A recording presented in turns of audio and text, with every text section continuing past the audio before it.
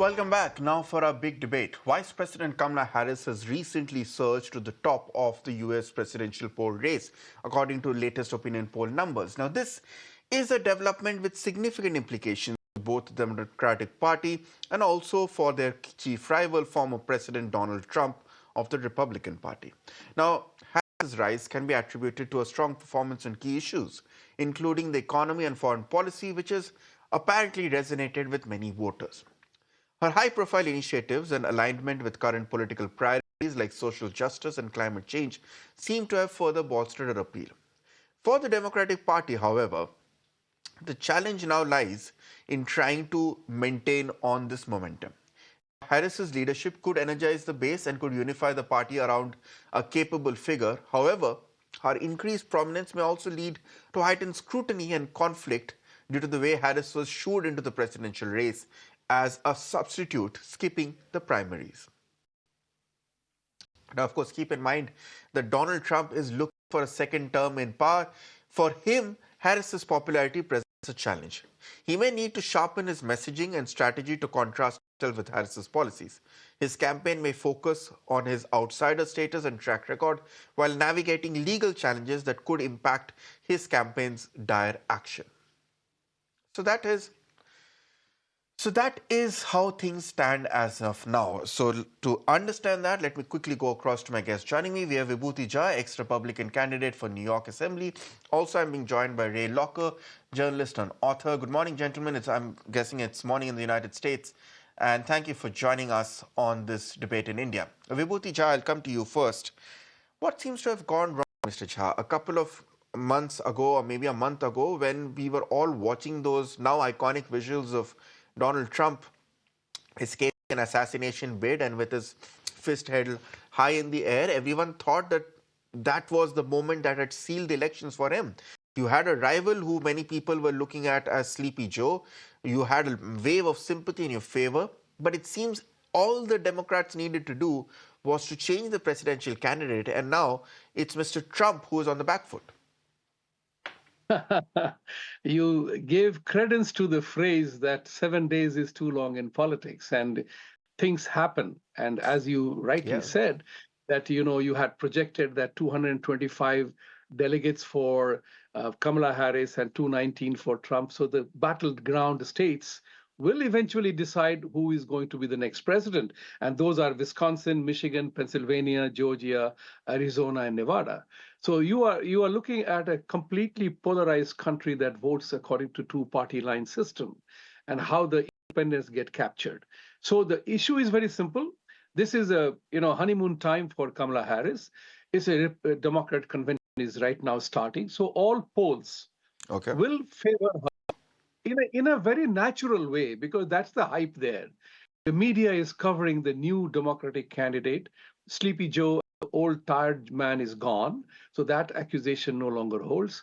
You have a young, vibrant lady who has emerged without having to fight the primary process. So there is a definitely romantic era of it right now. There is a honeymoon time here. Oh, Kamala Harris, the beautiful, the successful DA, vice president. So there is an aura attached to her.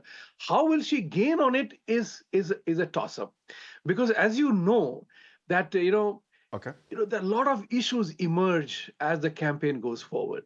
So from today, after the campaign, after the Democratic convention is over on Thursday, after her speech, she will definitely get a bump up in her poll ratings and the assessments. But as the election time comes closer, as the debate happens on September 10th, it will showcase the policies part. What we do know is that both candidates will make controversial statements.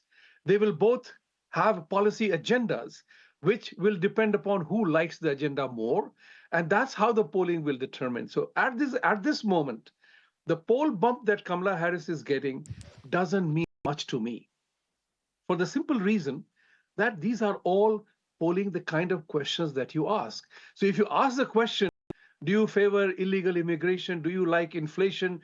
Do you want your property rights to be taken away? Do you like what Kamala Harris said, that she will take away all the patents from patents developers and the state will take care of it? Or her party agenda that, hey, children are no longer part of the family setup. They were state property. So there are a lot of controversial issues coming here. But the key issue will be the direction that America is going to take as we step forward in a new millennia, so to say. The 2024 will define that moment.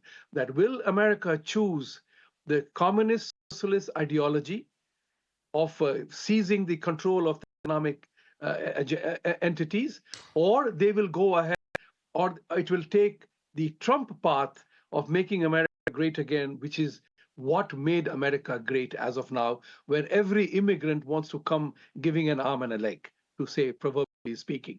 So this is what the key issue is right now here, Okay. and people are seized with that. Yeah, policies will define who wins, not the freebie culture. That will not work anymore. It should, as it should in a healthy democracy, policies and not personalities should be the key defining factor. I beg your pardon. Ray Locker, have the Democrats peaked a bit too early with the wave of momentum, as Vibhuti is pointing out, around Kamala Harris?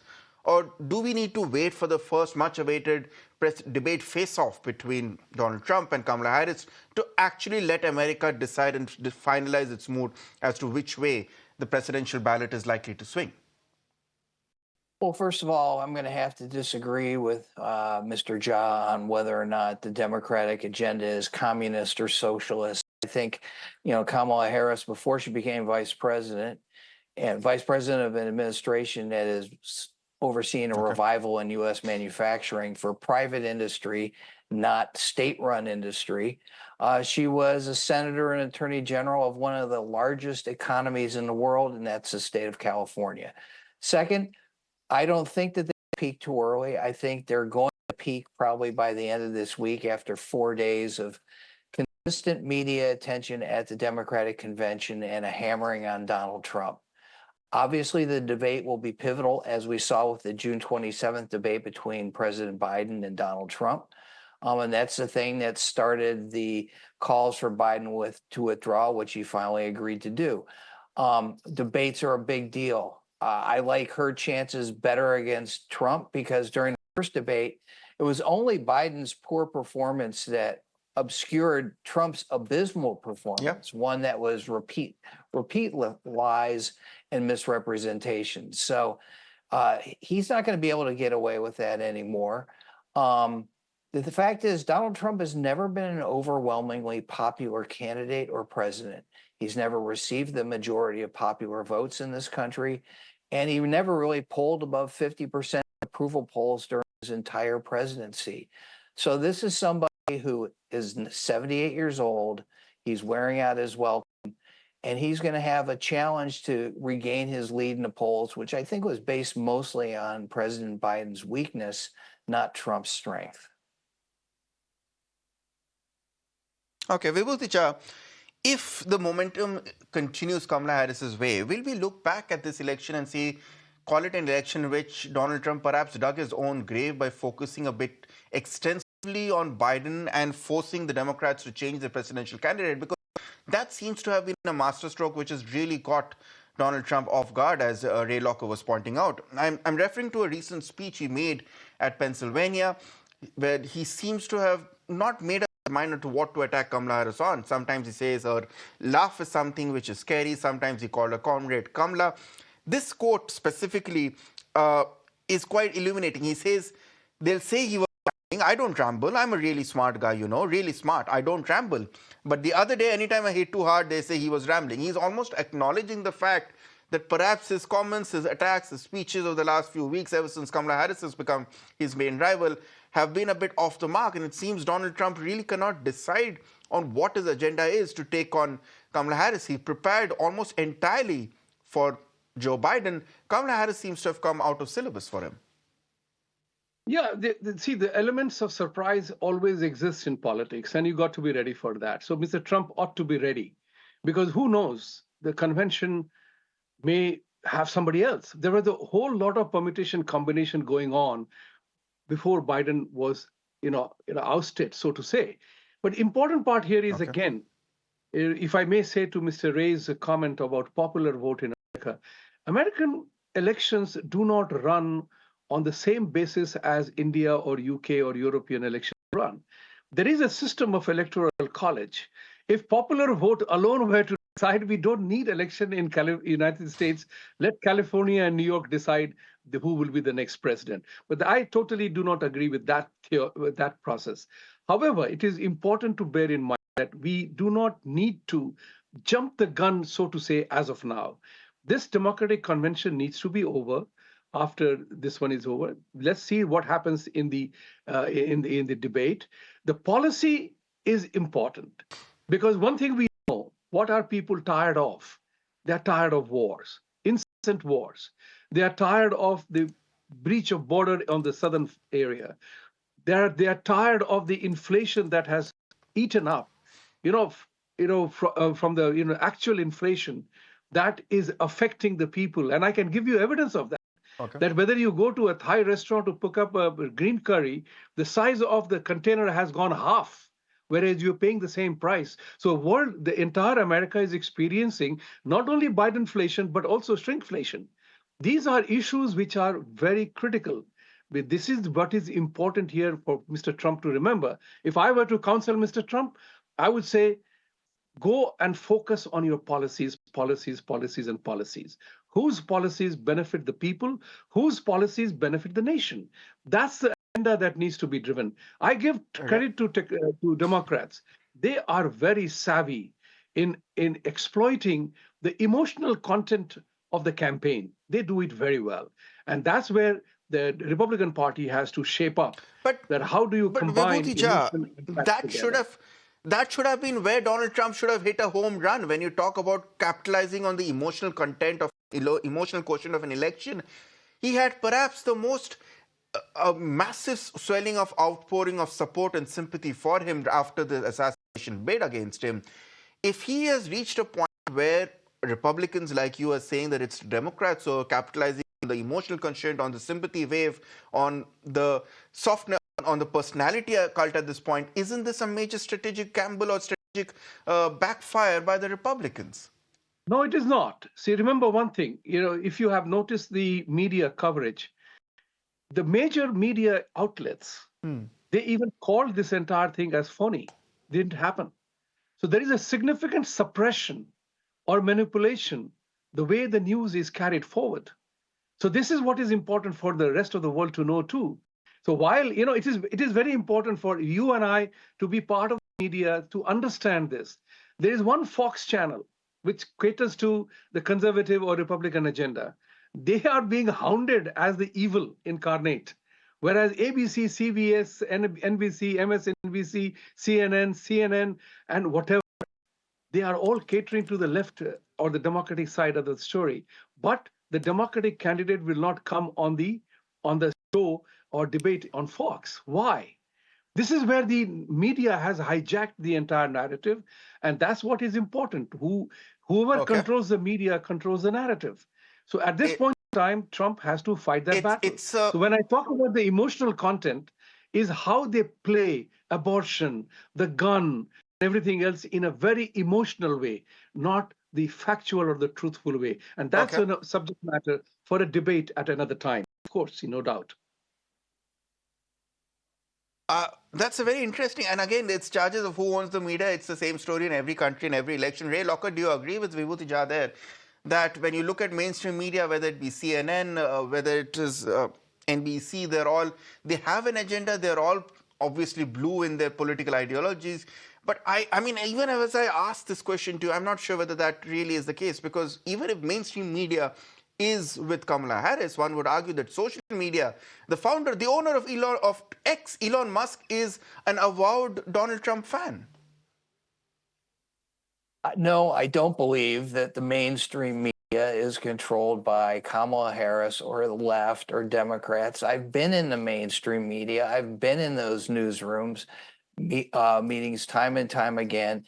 There's a remarkable diversity of opinion. And I mean, if you've been following anything in this campaign, it's that there are constant complaints that the mainstream media, led by the New York Times, for example, is biased against Joe Biden. I mean, how many stories have they written about his age and mental health and mental acuity? And part of that is legitimate. That's what they're supposed to do. And now they're, badgering Kamala Harris about whether she's going to give an interview or other things. That's what happens. Everybody complains about the other side being against them. The deck is stacked against them. Look, I've seen Fox. I've been on Fox, and I know how they manipulate the news, and how they obscure certain stories and don't even report on them. So if you are a viewer of Fox News and that is your news diet, you're chronically malnourished in terms of how you get information. And so, yes, it's only natural that she gets a lot of attention because she's now the new candidate. And things will change as it becomes closer and closer to the election, and people will pay more attention to her policy proposals. And they should be paying more attention to Trump's policy proposals and record in office. I mean, this is a guy who presided over a massive death toll in the COVID-19 pandemic, something that he said he didn't want to deal with because it would make him look bad. He protested against vaccine mandates, says no one should get a vaccine. Well, at the same time, he wants credit for developing a vaccine. I mean, he needs to make up his mind. And the fact is, he has no real record.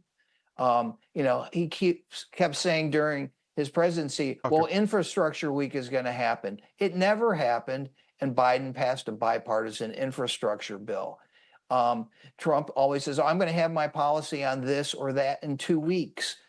2 weeks is come and gone. He's going to said that about contraceptive policy, hasn't had it. Depending on what day it is, he either got rid of Roe v. Wade and is proud of it, or he doesn't care for restrictions on abortion. He needs to make up his mind. When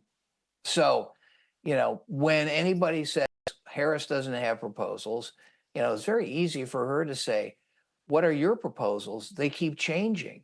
In 2020, the Republicans didn't even have a platform. It was just basically let Trump do whatever he wanted. And so I think he's going to have a hard time making that sale in the campaign, but he's going to try. Some would argue that that's precisely what has worked for Donald Trump in the past. It has worked for him. My question to you is, my comment was that some would say that it's worked because Trump has been the maverick, which has been very difficult for his opponents, for his own party, for psephologists to try to predict. My final question, we have a graphic on our screens which shows, of course, tries to explain it to our Indian viewers here that it's essentially a race till 270. Kamala Harris right now is ahead on 225 of the electoral seats and compared to Donald Trump on 219. Now, for anyone who understands the United States elections, Ray Locker, it all boils down to the swing states, the states which have a history of swinging between the Democrats and the Republicans.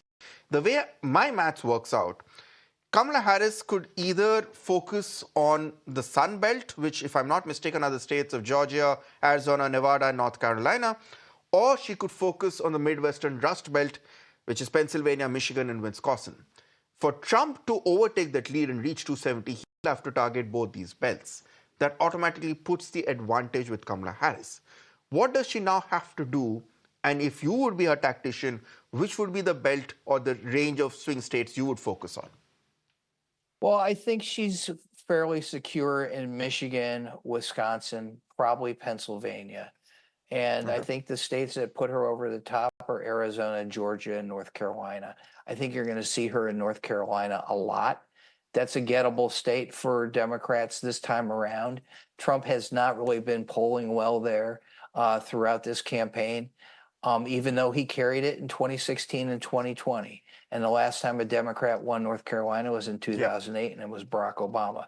I think it's gettable for her, in part because Republicans have down ticket problems. Their candidate for governor is a certifiable lunatic, as well as some other candidates there. So I think that environment looks good for her. She's going to have the money to compete in all of those swing states. I don't know if Trump has the money. And when you talk about campaign organization and people on the ground, in Pennsylvania, she has 15 field offices. Trump has 1. And that, I think, is a big part of the untold story. Democrats are going to be better able to mobilize their votes in a coordinated campaign with outside groups such as labor unions and the campaign itself, whereas Republicans have had to farm out their get out the vote to a variety of nonprofit groups that have a questionable track record. I think that helps her. Whether or not that's enough remains to be seen. All right, so it's a fascinating stage as of now when it comes to the presidential race. Vibhuti Jha and Ray Locker, thank you so much for joining us with your views and perspectives. It's been an election which has seen a lot of seesawing of political fortunes. It was not supposed to be this. We were supposed to see Joe Biden versus Donald Trump round two, but it seems it has now become Donald Trump versus Kamala Harris, and that seems to have caught former President Trump off guard. Will he manage to spring another twist in the tail, or whether Kamala stay on and script history on multiple counts by being the first woman president and only the second black president and the first woman president of color? History will be made one way or another in the United States, in Washington. And I can assure both my guests, Vibhuti Jha and Ray Locker, and everyone who's watching us in the United States, that we in India will be following that very closely indeed. That's it for me for this edition of The Nation Tonight. On the other side, my colleague Sneha Koshi joins us with Beyond the Headline. Stay tuned.